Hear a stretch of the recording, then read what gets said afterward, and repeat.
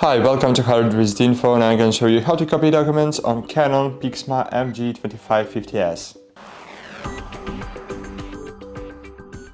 Firstly, we should open the copying glass. Then install paper card you want to copy. And here on the left top corner we have the error, so the right top corner of the document should be in this error. So as you can see. So right top corner, left top corner. So here is our left top corner of the document, right? And we should place it in this way on our glass cover, okay? Cool. Close the cover, and if you wanna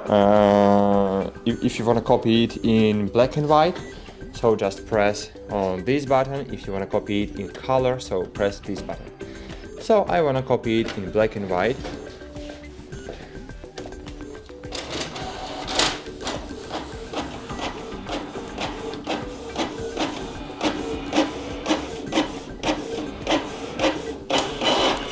So cool, as you can see it works. Thanks for watching, like this video, subscribe to our channel, and bye, see you!